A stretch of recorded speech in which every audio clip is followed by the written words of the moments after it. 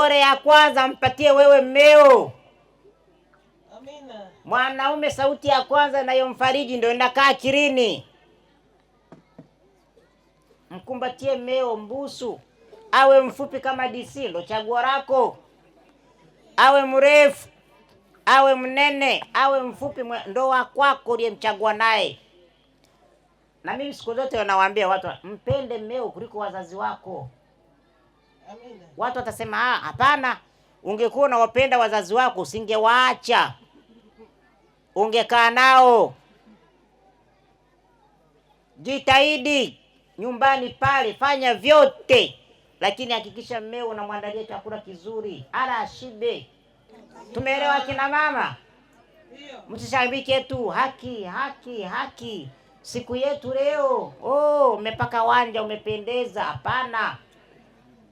Haki inaendana na wajibu, timizeni wajibu wenu. Amina. Nyie mkitubana ndani, hatuwezi tukapenda penda nje. Ninasema kwa niaba ya wanaume wenzangu, usikae kupaka makeup, kufunga vizuri, lip shine, unatembea, mpendezeshe mmeo, mpe mahitaji yake ya Kaisari, mpe. Ukimfanyia hivyo mmeo hawezi kutoka nje, anaenda wapi? Kama alfajiri umempiga dozi, usiku wa kabla ya kulala umempiga dozi, atauona wapi jirani, wapi na wapi? Baadaye kazini akifika na mafaili amechoka. Hata kama sekretari pale ana mashallah, akikumbuka akirudi nyumbani ni mambo ya kasongo, hawezi. Sasa wewe mmeo ameenda kazini saa 12 mpaka anarudi saa 2, hujampigia simu, unaendeleaje? Na ndio maana masekretari wanawanyang'anya wanaume. Amina. Mmeo anapenda korosho, mfungie kwenye kibegi. Sekretari anapita pale, Mheshimiwa Mwenyekiti, kuna korosho. Alafu kute bosi mwenyewe ndaidani. Sura mashallah na ndevu zimekubali. Unakuta sekretari anasogea anashika na ndevu.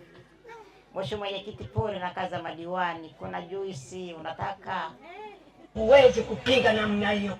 Ndugu yangu, ndoa ni mashindano kama mashindano ya Olimpiki.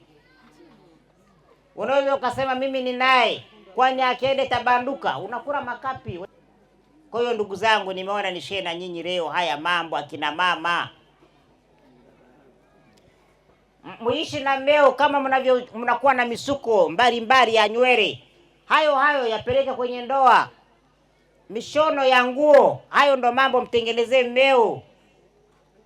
Mara hapa kuna kachori, mara hapa sio kuna parachichi, mara hapa sio umeweka juisi ya tende, mara hapo umempiga tangawizi, asali, na siku hizi kila sehemu ukifungua ukiona mmeo kwenye mlima mpaka sukumwe mbusti, mambo yaende. Mwambie wewe ndo mwanaume wa nguvu, mme wangu, proud. Sijawahi kupata mwanaume kama wewe tokea uzee wangu. Wewe ndo handsome wangu mzuri. Muite maneno mazuri mazuri ya kimahaba ndani. My sweetheart, my darling, my king, wewe ndo mfalme. Na sisi tunavimba kichwa na chukaya, nimeoa kweli chombo. Si ndio Mheshimiwa Diwani?